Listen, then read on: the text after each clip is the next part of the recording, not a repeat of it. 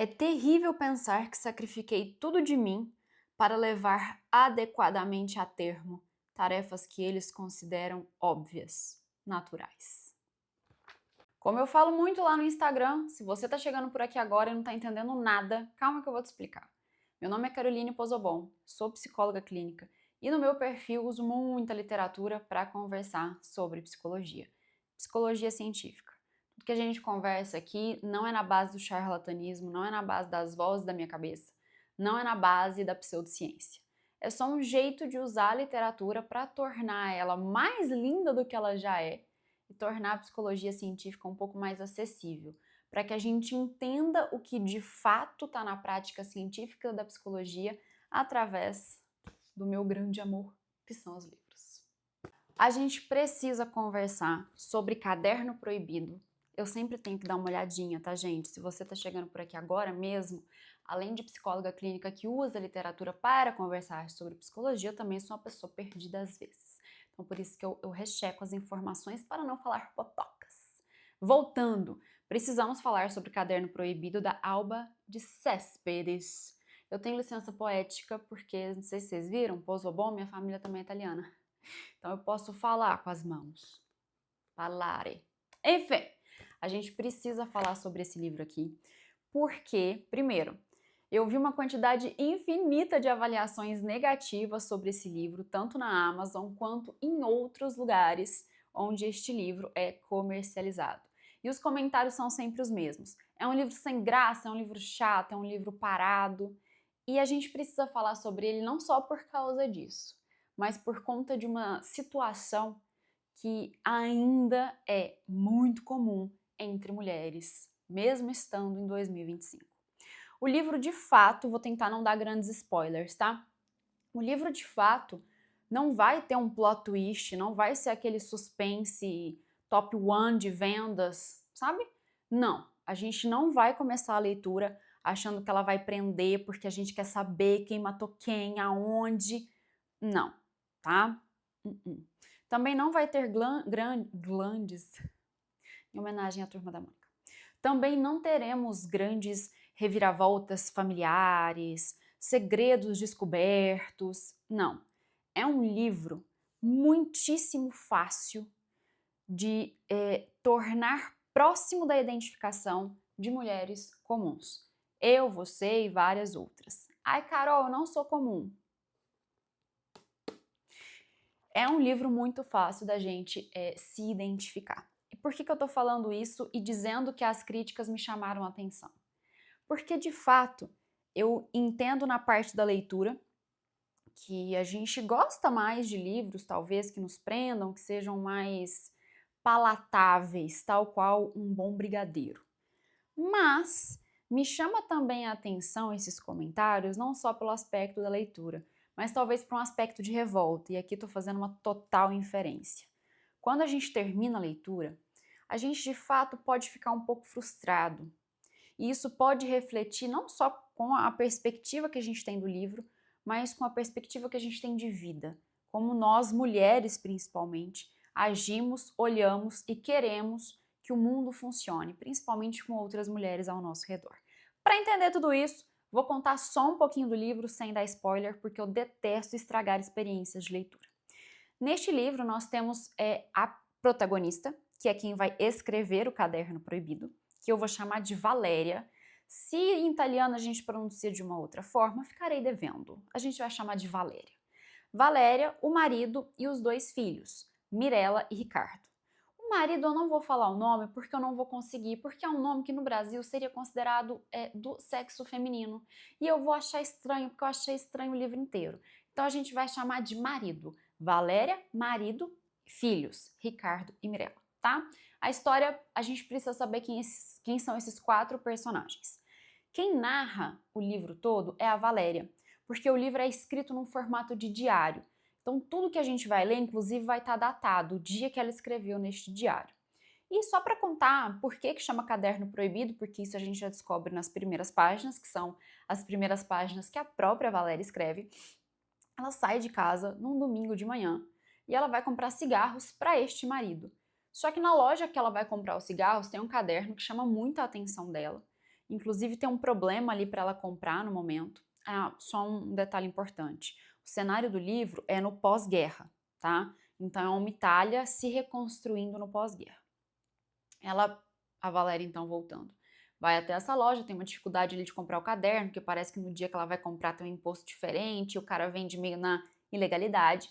Mas a Valéria compra esse caderno e desde o primeiro segundo esse caderno se torna um objeto proibido, no sentido que ela é a única pessoa que pode ter acesso a esse caderno.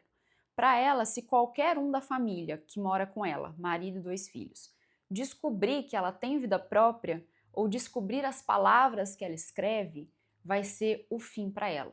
Então ela tem essa perspectiva e aí já vou dar um pitaco psicológico. É claro que a gente está falando de uma mulher no pós-guerra na Itália, tem toda uma concepção do que se espera de uma mulher naquela época. Existe de fato uma questão de submissão ao marido que ainda era muito frequente. Então é natural que apareçam esses pensamentos. Mas faço uma ressalva que ela imagina como as pessoas vão reagir. Então, se a minha filha encontrar, ela vai achar um absurdo. Se meu filho encontrar, ele vai rir da minha cara. Se meu marido encontrar, ele vai ficar dilacerado. Podem ser verdades, mas enquanto estão na cabeça da Valéria, são só suposições. São o que nós chamamos de distorções de pensamento. Ela está imaginando, ela está fazendo uma leitura mental do que pode acontecer, ou mesmo catastrofizando possíveis acontecimentos e acreditando que esses acontecimentos são verdades e ponto, sem nem dar chance para ter outra possibilidade. Então, meu primeiro pitaco psicológico. A história se passa com esses 4.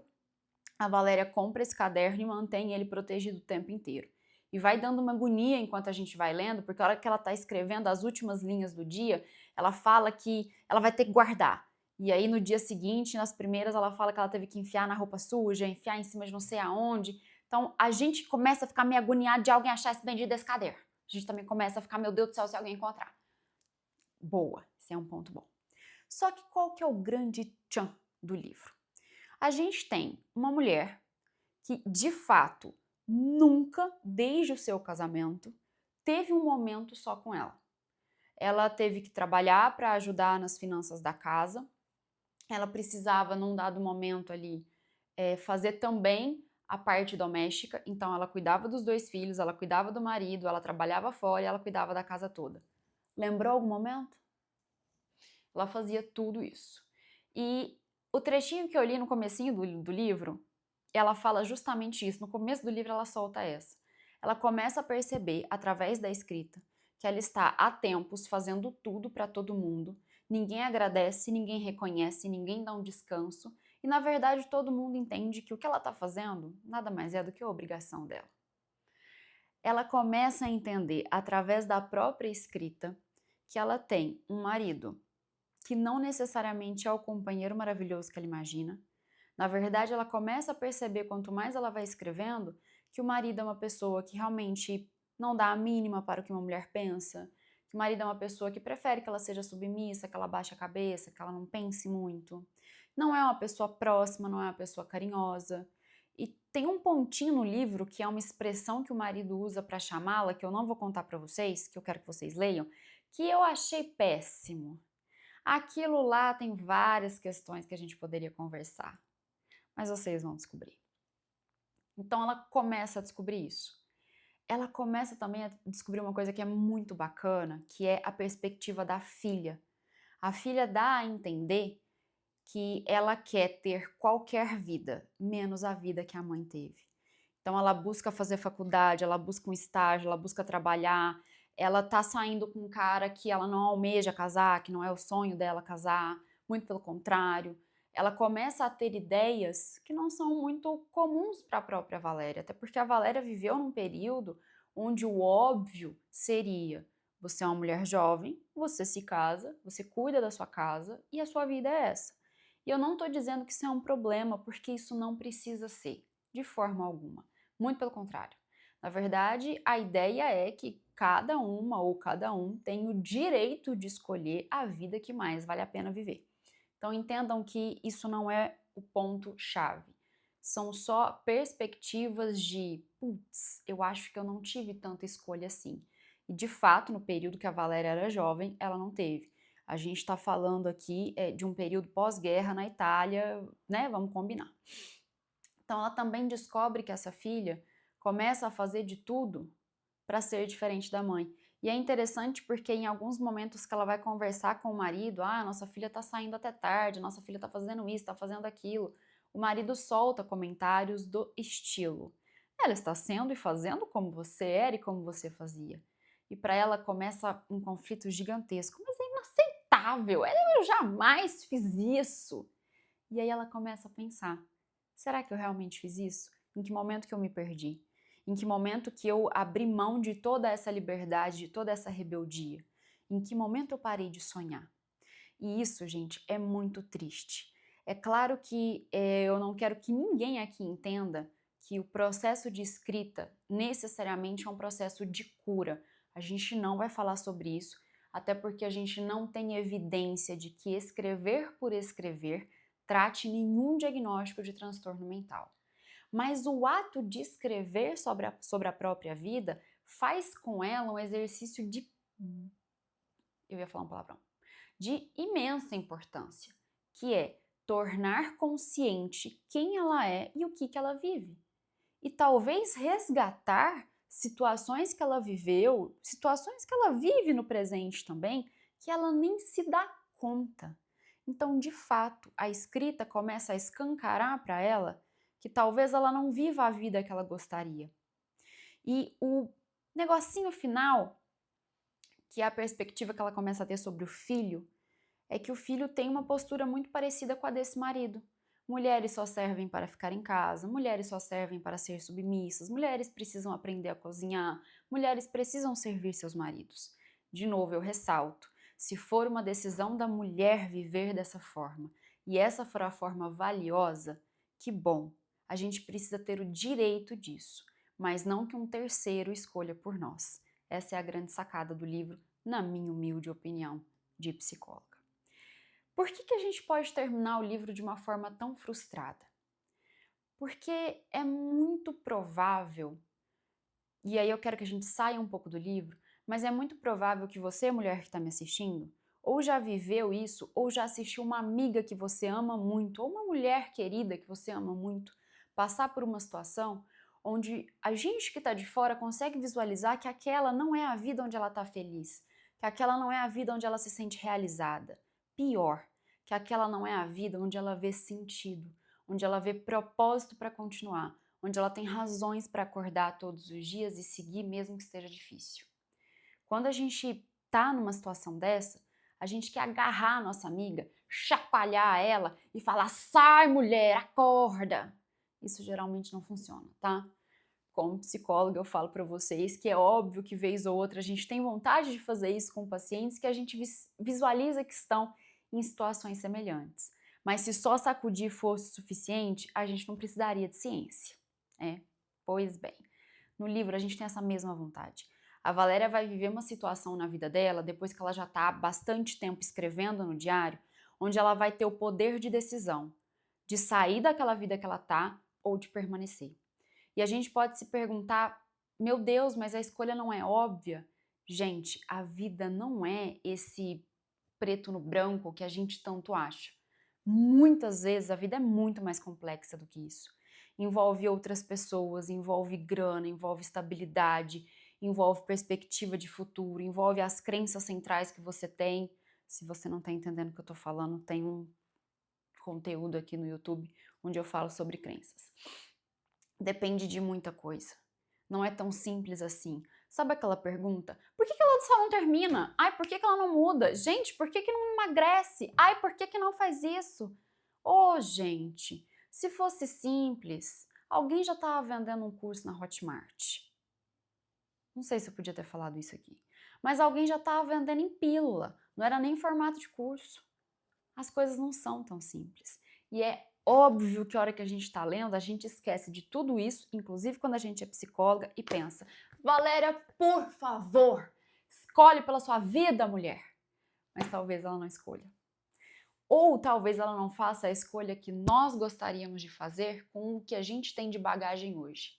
Lembrando, nós mulheres lendo esse livro em 2025 Não é a mesma coisa que uma mulher lendo esse livro, talvez, lá em 1949.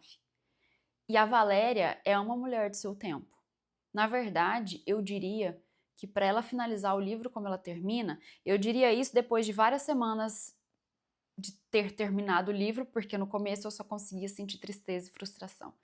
Mas ela precisou ter muita coragem para tomar qualquer tipo de decisão. Era muita coisa que estava na mão dela.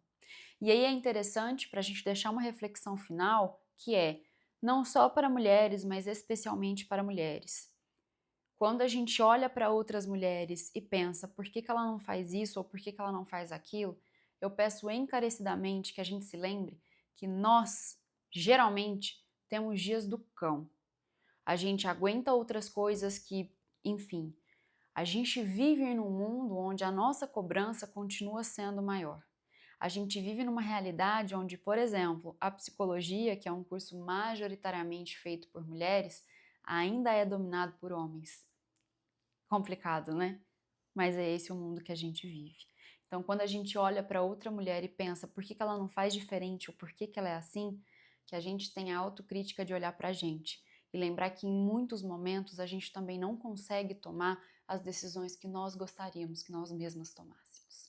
Era isso que eu tinha a dizer sobre Caderno Proibido. Eu tentei ao máximo não dar spoiler, soltar pitacos psicológicos sobre, mas eu sugiro a leitura. Gostaria também de pedir que você se inscrevesse aqui no canal e me seguisse lá no Instagram, porque diariamente temos conteúdo sobre psicologia e literatura.